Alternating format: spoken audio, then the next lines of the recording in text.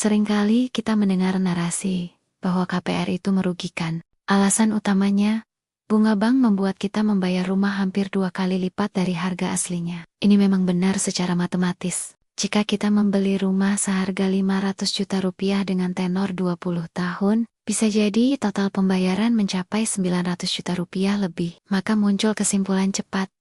Rugi dong, bayar mahal cuma buat rumah itu-itu juga. Tapi pertanyaannya, tidak bisa berhenti di situ. Karena KPR bukan hanya soal bunga. Ia adalah mekanisme akses terhadap kepemilikan aset yang besar, yang tidak bisa dijangkau dengan tabungan biasa oleh sebagian besar masyarakat.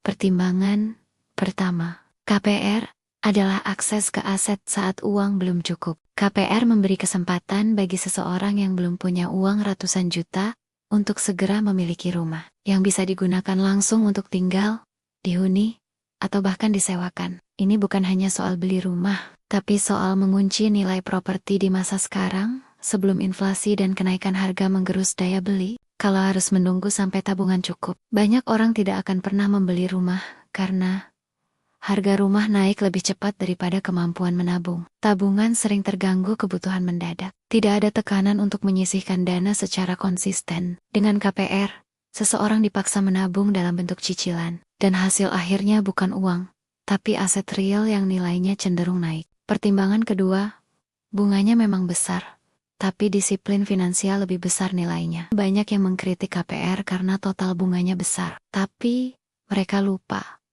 Kita juga sering gagal menabung karena tidak punya tekanan untuk disiplin. Cicilan KPR membuat orang berkomitmen jangka panjang untuk membangun aset. Banyak orang tidak pernah punya rumah bukan karena mahal, tapi karena tidak ada kebiasaan keuangan yang sehat. Dengan kata lain, kerugian dari bunga KPR bisa jadi lebih kecil dibanding kerugian akibat tidak pernah punya aset karena boros atau terlalu santai. Pertimbangan ketiga, perbandingan dengan sewa. Bukan soal mana lebih murah, tapi mana yang sesuai kebutuhan. Perbandingan antara menyewa dan KPR sering dibuat seolah-olah soal biaya bulanan. Saat kita sewa rumah, 2 juta rupiah sampai 3 juta rupiah per bulan, itu mungkin terasa ringan. Saat kita melakukan cicilan KPR, 4 juta rupiah sampai 6 juta rupiah per bulan, terasa berat. Tapi mari kita jujur.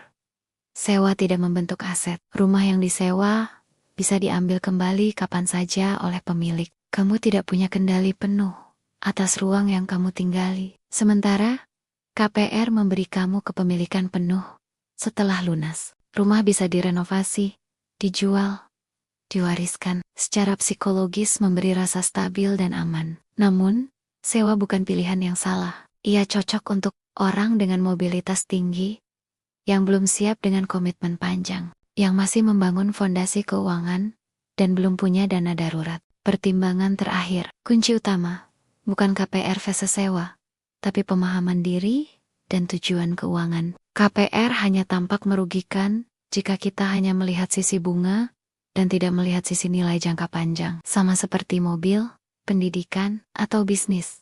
Hal besar butuh komitmen dan investasi. Dan kalau kita siap secara mental dan finansial, KPR bisa menjadi alat pembangun aset, bentuk disiplin finansial paksa, dan perlindungan terhadap inflasi harga properti. Tapi, jika kamu belum siap secara mental dan finansial, bahkan KPR terbaik pun akan terasa mencekik. Jadi bukan sistemnya yang salah, tapi kapan dan bagaimana kamu memutuskan menggunakannya. Kesimpulan akhir, KPR memang membuatmu membayar lebih mahal karena bunga.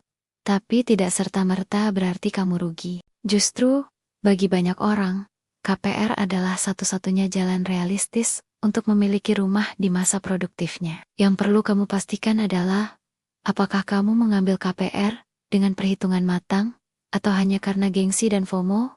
KPR adalah alat. Gunakan tepat waktu, dan dengan strategi yang benar, maka ia bisa menjadi pijakan menuju kemerdekaan finansial jangka panjang. Ini bukan sekadar properti. Ini hidupmu. Stay Rewire.